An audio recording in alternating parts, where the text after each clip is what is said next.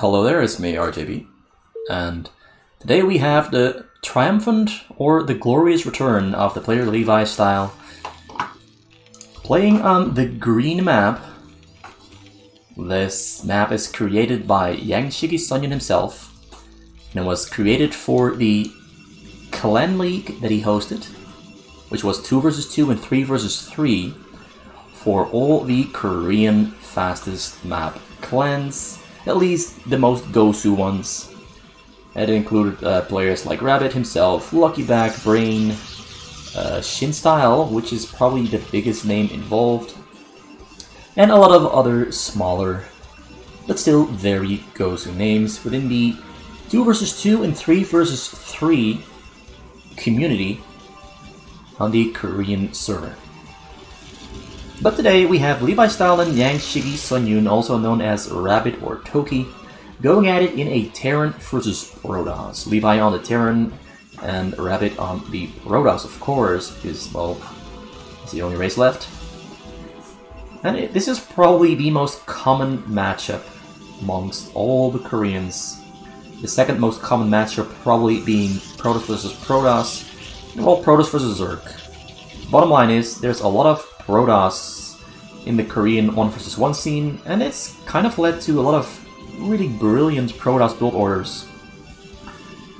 And a mastery of Protoss in, well, more specific manners than you would guess. The build orders are very specific. Execution is being, well, propelled to a level where you can say that's very impressive. So you've seen often in the past. And now I feel that I'm kind of just rambling nonsense to fill up the first 2 minutes, but, you know, gotta say something, because, well, the starts for both players are more or less standard for the matchup. Because both players have picked their races, they don't play random versus random. So yeah, Protoss starts off with a +1 Nexus to boost up that macro, boost up the economy, getting more probes, and then 2 gateways there in the gas. Most of the times we see 3 gateways instead of 2, but you know, he wants to get 2 of them. And he gets a Cyber Core pretty early as well. The gas starts running, and Levi is doing a standard build order, more or less. He went straight for the 3 barracks, and the gas coming in there as well. Went for an 8-10 barracks because there's no academy yet. If you go for 9-10 barracks, you can start your academy right after you finish your 2nd barracks, which is the upside of going for a fast for 9-10 barracks. But the downside is you have less Marines out on the map, so it's harder to defend against rushes. But because Toki doesn't really have much to rush with, that situation won't occur whatsoever. Instead, we will be seeing Levi here trying to take the lead over Rabbit by going for his own rush with a couple of Marines there. Even that's more than a couple of Marines. The cannons for Toki are a little bit late. He's going to start a bunker in the front. He's going to have to try to buy time with those Zealots, but the Zealots might not buy enough time, although now he's getting us around on those Marines, and those Marines are going to go down. The micro is there, but he responded just a little bit too late. He's going to wind up losing most of his Marines as the cannon there in the front is going to finish, and the bunker will have to get cancelled. He's going to try to kill the SV there first. Bunker is, ooh, nice little micro there, but in the end, it doesn't get finished. He's going to have to cancel it. He cancels it, and he decides to pull back and just keep his Marines there in the front as he's going to contemplate his next move. He's got some medics there on the waist. I think he might try to bust through this choke here, as the medics will spawn, and you'll have more Marines there on the scene, and Stim Upgrade will finish right about the time that the medics are here. A little bit before that. But Rabbit is playing it kind of risky here, in my opinion. He's getting more Zealots there, though, but only 2 cannons there in the front might not be enough. Does have a Citadel of Doom there on the way. Also has 2 robots on the way there in the front. Pilot in the corner to spot barracks is flying over, or just to get complete vision over his base. Zealots now moving out, trying to pick a fight with the Marines. Gonna catch a couple of them.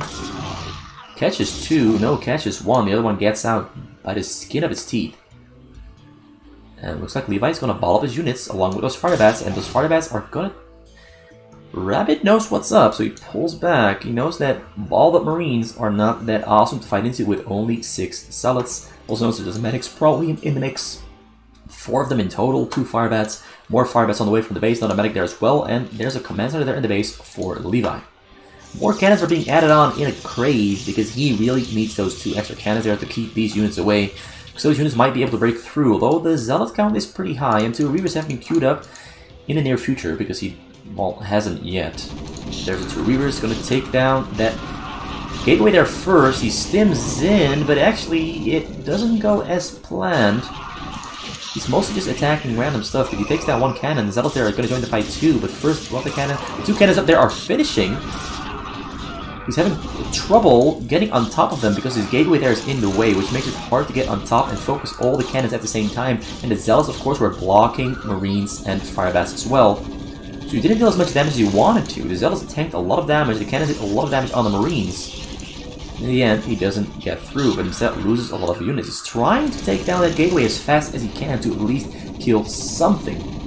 That's 450 gold killed there, maybe killed 2 Zealots as well. But right now he's staring down the barrel of 2 Reavers and a shuttle. And Reaver Shuttle Micro is the natural enemy of bio units. So he's going to have to build something to defend himself with because he still doesn't have a factory. So he only has Marines to rely on to defend against the Reaver Shuttle. It will be coming cross-map from Rapid in the near future. The Rapid right now is still playing it safe. He doesn't want to take those Reavers away because there's still a chance that if he takes those Reavers away from this choke point, that Levi, you know, can break through those cannons here in the front. But Levi has different plans. He's putting Marines here up on the top side, above his base, so he can intercept or at least spot that shuttle as it tries to fly towards his base. But Rabbit knows that that might be the case. No, he's going to go forward first to try and kill Marines that were there. But all the Marines have already left, stationed here safely in the base.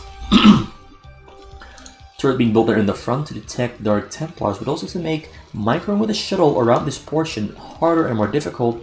If the shuttle gets too close, the turret will shoot at the shuttle.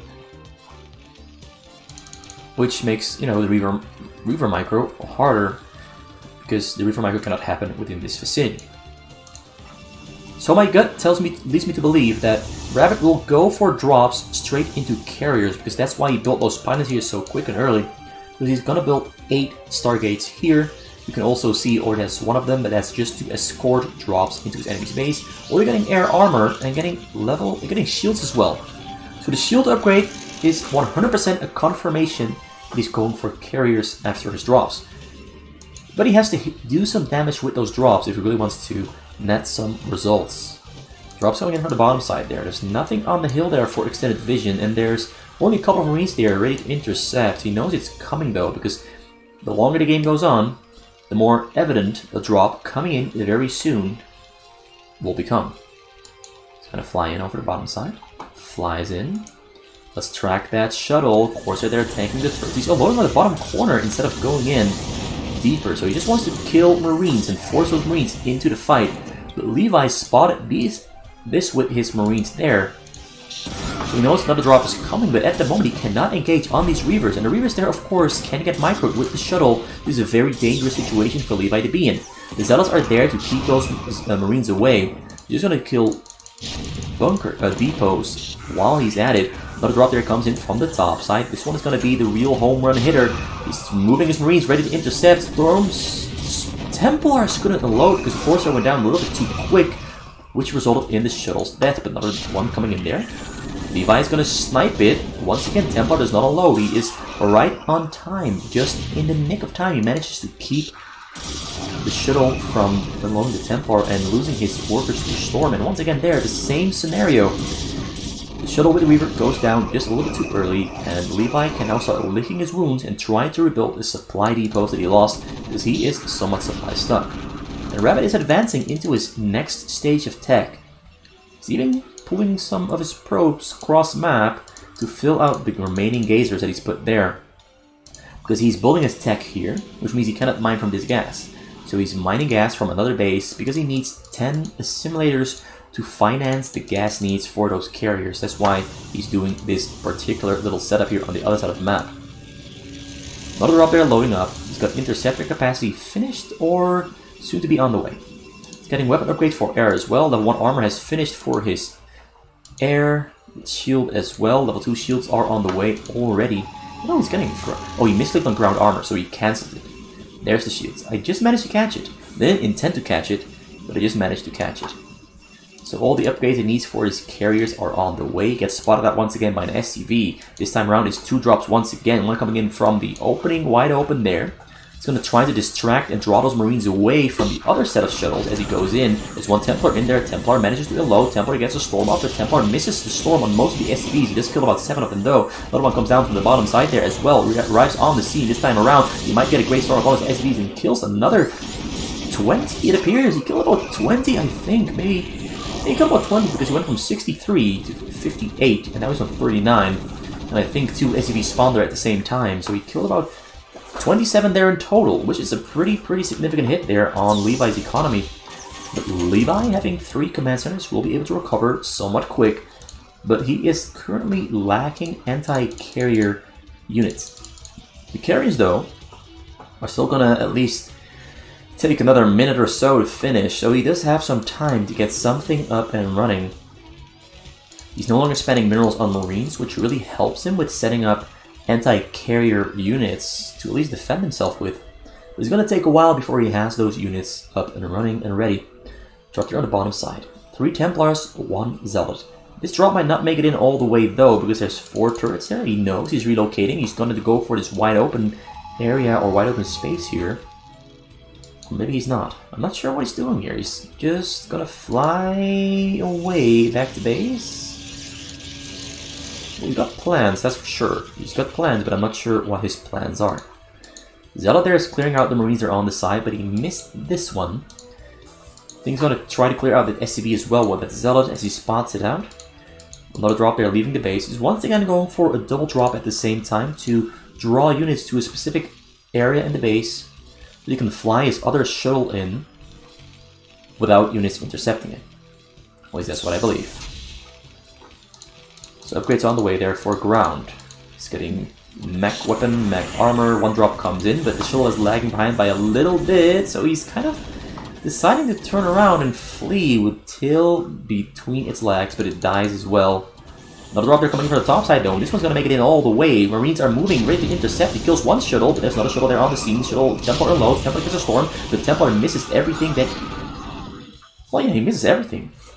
Didn't get a single SV kill with that storm, so that's really great for Levi because that allows him to keep his economy running and prepare for those carriers, which have just finished. But there's only 6 of them ready.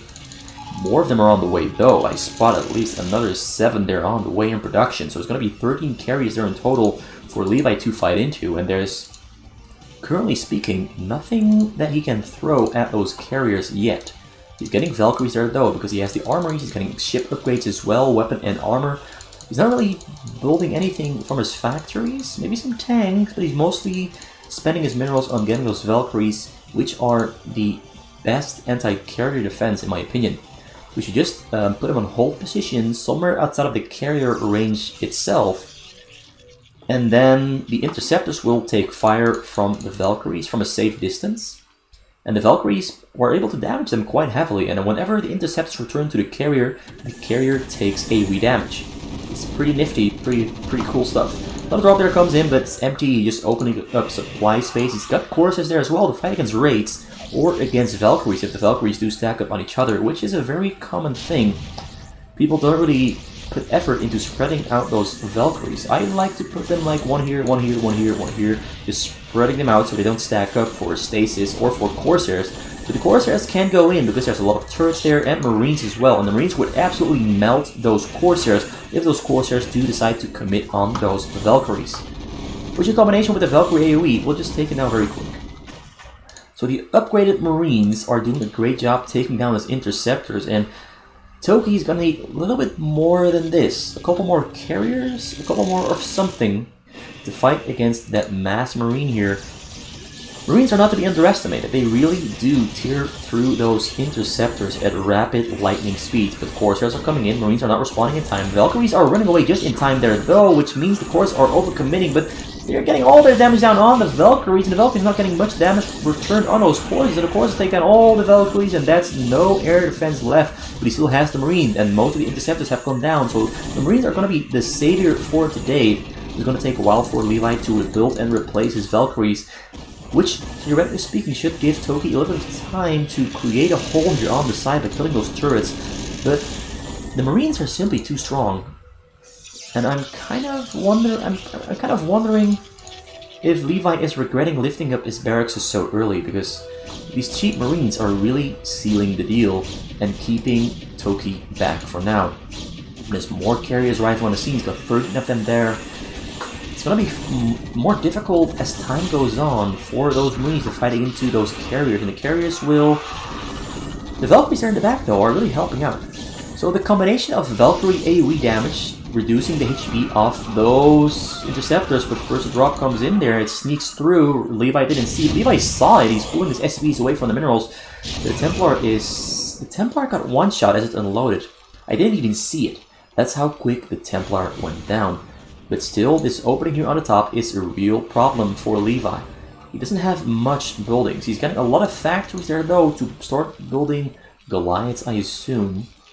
Got his upgrade still on the way there, too. Level 114 is ground, level 114 is air, almost level 22 in the near future. It's going to take at least another 2 minutes before he has that finished up. But 222 here for Toki on his air upgrade, so he's doing really fine. But I'm wondering if getting all those Corsairs is reducing his firing power, because, well, what he's got here is pretty good against Corsairs. A lot of turrets, so the Corsairs cannot commit.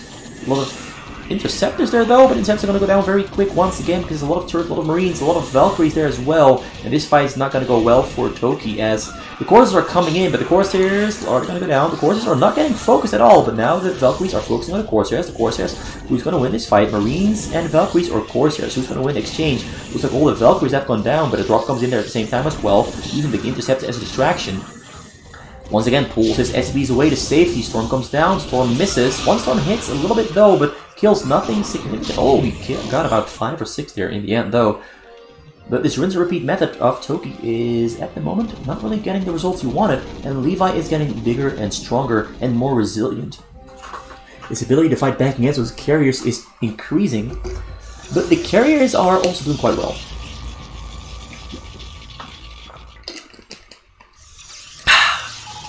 Had to drink something. So one thing you can do to counteract the Valkyrie damage is to kind of do a hit and run strategy where you go in, do a little bit of damage, pull back, do a little bit of damage, and as the Valkyries are tearing down the carrier shields, you just pull them back and repair those shields with all those shield batteries. You can just spam out. You can spam out like 50 of them and just fly the carriers over them, and their shields are back and restored, and they have the ability to fight back again. This time around, the exchange here, though, is going way better for Toki, as I think his carriers have hit level 3 upgrades for armor and shields, and soon to be on weapon as well, so his interceptors this time around are pretty strong, and the Corsairs there are doing great damage against everything that's air. Once again, the drop comes in. Will Levi notice this one? He notices it, runs away, but this time around there's Templars in there, but the Templars storming and missed most of the SCVs there. He's going to get a second storm off there, though. No, the Templars go down before you can get a second storm off. Most of the SCVs there have been pulled to safety. The pulling his SCVs away from the minerals, though, has been hurting his income significantly, as he's never really going above 1,000 minerals, even though he's already on 84 SCVs. So that method here from Toki is having some effect. But the effect is, as I mentioned before, not that significant.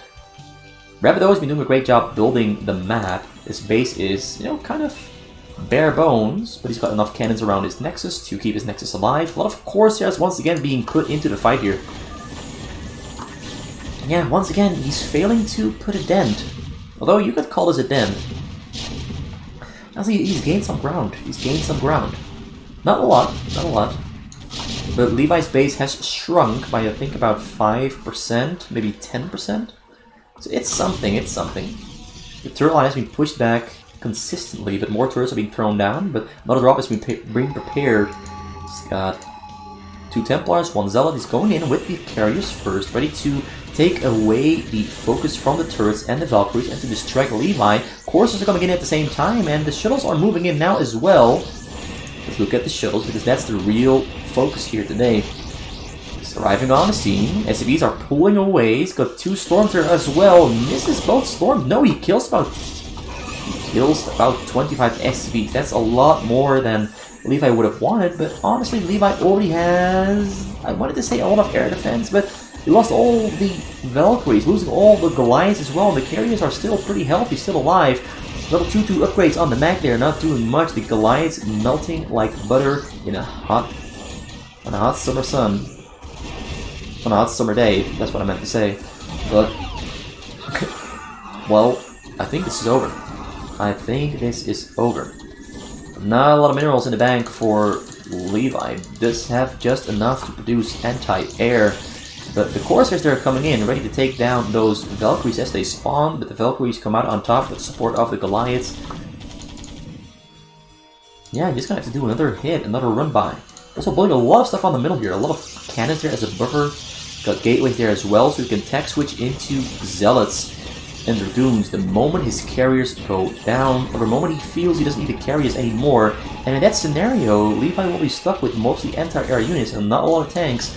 That means he's easy to overrun with Zealots. A lot of Zealots are coming in from the front, but they will get on top of the tanks there though, but only for a slight moment. The carrier is doing most of the work there. He's focusing the carriers directly. One of them almost goes down. Almost. If he just did one more Halo rocket, he would have taken down the carrier. But there come the shield regeneration. All the shields back to maximum HP. Corsairs coming in once again to take care of those Valkyries. He only has 3 starports still, and not really rebuilt this entire top portion there, because he's mostly focused on spending minerals and defending against his onslaught, this constant harass and attack with the carriers and the Corsairs. Corsairs are hanging there in the front to keep those Valkyries away. Valkyries going in there nonetheless, but the Valkyries are still stacked on top of each other, and they go down really, really fast. And everything on the ground is also going down really, really fast. Look at the number of Goliaths going down pretty quick. Valkyries there on the side don't stand a chance against those Corsairs as they are continually stacked on top of each other.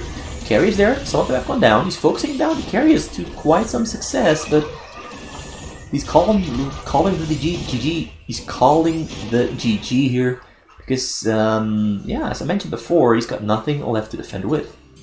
So a very slow and methodical game, but a very smart game from Toki. Doing a proven and effective build order and an effective method of slowly tearing down the layers of your opponent by focusing on the side, distracting on the side, and going in with a drop at the same time under the guise of, you know, a carrier attack, which is very effective. It's very hard to defend against. It's very hard to keep focusing on saving your SCVs while carriers are on the corner of your base. So Levi played well, but not well enough. He didn't have what it takes to go up against Rabbids, Protoss versus Terran, which in my opinion is one of the better Protoss versus Terrans, because he really sticks to the build orders really closely. He knows what to do, he knows all the timings. He has somewhat, I want to say, refined the build, but not perfected it yet. Because as we all know, Rabbit is not really the micro master. He is a build order master. He is definitely a build order master. And he makes great choices. As we saw here, he just did great choices, made no mistakes. Didn't push his luck. Played it safe and sound. Knew exactly how much he could do, how much damage he could take, and how much damage he could deal. Which is a huge, huge skill to have. Because that wins you games, it appears. That wins you games. So this might be a little bit of a short video, but thanks for watching. And I hope to be seeing you back again in the near future to enjoy together some of this beautiful game we have before us on this absolutely fun and action-packed game mode or map called Fastest Map that we've come to love and enjoy after all these decades of Starcraft Brood War on Remastered.